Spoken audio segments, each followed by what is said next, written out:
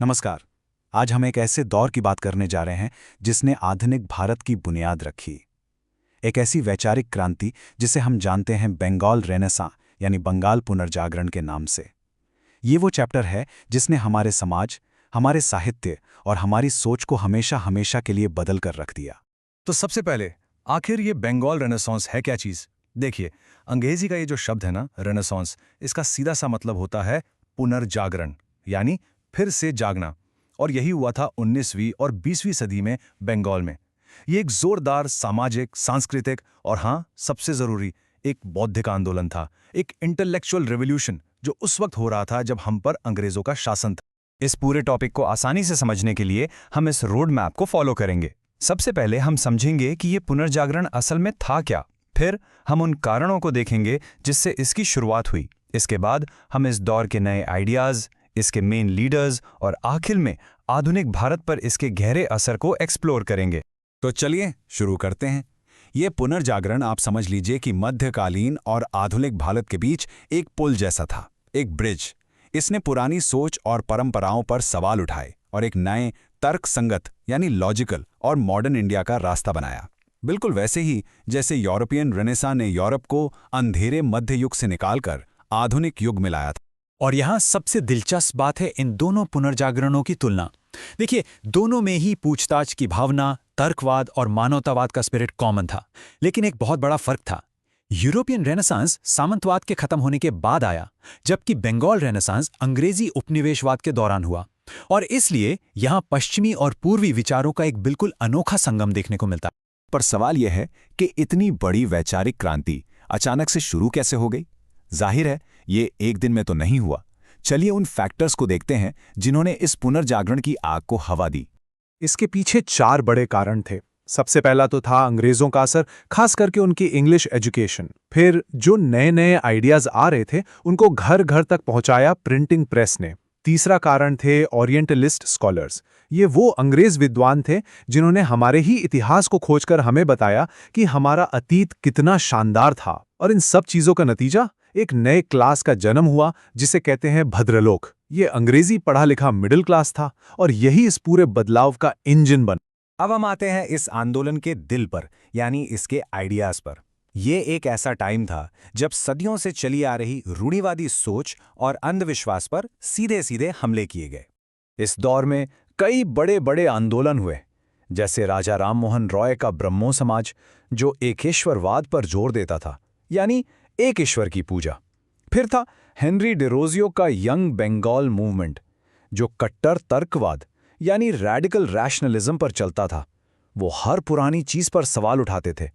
इनके अलावा रामकृष्ण विवेकानंद आंदोलन और ईश्वरचंद विद्यासागर के समाज सुधार अभियान, ये सब इसके इंपॉर्टेंट पिलर्स थे। स्वामी विवेकानंद का ये जो कोट है ना, ये इस पूरे दौर की आत्मा को पकड़ लेता है। इसे प्रैक्टिकल वेदांता कहा गया। उन्होंने धर्म को सिर्फ पूजा पाठ से निकालकर मानव सेवा से जोड़ दिया। उनका कहना था कि इंसान की सेवा करना ही भगवान की असली सेवा है। और इस एक सोच ने समाज सेवा के लिए एक बिल्कुल नई एनर्जी भर दी। इस दौर में साहित्य यानी लिटरेचर में भी एक क्रांति आई। पुनर्जागरण से पहले बंगाली लिटरेचर ज्यादातर कविता या धार्मिक कहानियों तक ही सीमित था। फिर आए ईश्वर चंद्र विद्यासागर। उन्होंने बंगाली वर्णमाला और ग्रामर को एक स्टैंडर्ड रूप दिया और नतीजा गद्य यानी प्रोज, सीरियस इंटेलेक्चुअल और पॉलिटिकल बातचीत का एक पावरफुल जरिया बन गया। इसीलिए तो विद्यासागर को फादर ऑफ बंगाली प्रोज भी कहते हैं। और सुनिए, ये पुनर्जागरण सिर्फ कला और साहित्य तक ही नहीं रुका, इसने भारत में आधुनिक विज्ञान की नींव भी रखी। जगदीश चंद्र बोस ने पौधों और रेडियो तरंगों पर ऐसा काम किया जो दुनिया ने पहले नहीं देखा था।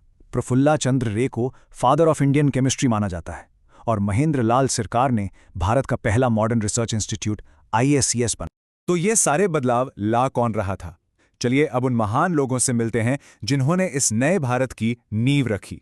ये इस दौर के असली आर्किटेक्ट्स थे। इस बदलाव के पीछे कई बड़े नाम थे। राजा राममोहन रॉय, जिन्हें इस पुनर्जागरण का जनक कहते हैं, उन्होंने सती प्रथा के खिलाफ आवाज उठाई। HLV डेरोजियो ने स्टूडेंट्स के अंदर रैडिकल रैशनलिज्म की आग जलाई। ईश्वर चंद्र विद्यासागर ने विधवा पुनर्विवाह कानून के लिए जमीन आसमान एक कर दिया। बंकिम चंद्र चटर्जी ने हमारा राष्ट्रीय गीत वंदे मातरम लिखा।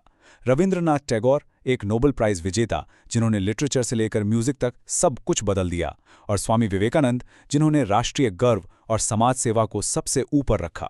तो ठीक है, इतना सब कुछ हुआ, पर इसका नतीजा क्या निकला? इसका असर सिर्फ बंगाल तक नहीं रहा, बल्कि इसने पूरे देश को एक नई दिशा दी। आइए देखते हैं कि इस पुनर्जागरण ने आधुनिक भारत को कैसे शेप किया। इसका सबसे बड़ा इम्पैक्ट था भारतीय राष्ट्रवाद का जन्म। इसने हमारी भाषाओं को मॉडर्न बनाया, महिलाओं के अधिकारों की नींव रखी, और हाँ, सबसे जरूरी, लोगों में क्रिटिकल थिंकिंग और साइंटिफिक टेम्पर को बढ़ावा दिया। बंगाल में शुरू हुए ये आइडियाज धीरे धीरे पूरे देश में फैले और आगे चलकर आज़ादी की लड़ाई की सबसे बड़ी प्रेरणा बने। लेकिन ये कहना कि सब कुछ परफेक्ट था, सही नहीं होगा। इतना इंपॉर्टेंट होने के बावजूद इस आंदोलन की भी अपनी कुछ कमियां थीं। एक फेयर एनालिसिस के लिए हमें इसकी सीमाओं को भी समझना जरूरी है। इसकी 3 बड़ी कमजोरियां थी। पहली, इसका एलीट नेचर, ये ज्यादातर शहरी, अपर कास्ट, भद्रलोक तक ही सीमित रह गया। दूसरी थी इसकी लिमिटेड रीच, यानी गांव देहात और आम जनता तक इसकी पहुंच ना के बराबर थी। और तीसरी कमी थी इसका हिंदू सेंट्रिक होना। इसके ज्यादातर सिंबल्स हिंदू परंपराओं से लिए गए, जिस वजह से मुस्लिम समुदाय इससे काफी हद तक अलग थलग महसूस करता था। इन खामियों के बावजूद इसका महत्व कम नहीं होता। जैसा कि महान नेता गोपाल कृष्ण गोखले ने कहा था, जो बंगाल आज सोचता है वो भारत कल सोचता है। ये लाइन उस दौर में बंगाल के इंटेलेक्चुअल लीडरशिप को बिल्कुल आईने की तरह साफ दिखाती है। तो इस चर्चा के अंत में मैं आपके लिए एक सवाल छोड़ के जा रहा हूं। जरा सोचिए, बंगाल रेनेसांस के ये आइडियाज जैसे रैशनलिज्म, ह्यूमनिज्म और सोशल रिफॉर्म 21वीं सदी में आज भी हमारे देश को, हमारे समाज को किस तरह से प्रभावित कर रहे हैं? ये एक ऐसा सवाल है जो हमें अपने आज को बेहतर समझने में मदद करेगा। अगर आपको ऐसे ही कॉम्प्लेक्स टॉपिक्स पर और जानकारी चाहिए तो हमारे चैनल को जरूर सब्सक्राइब करें। धन्यवाद।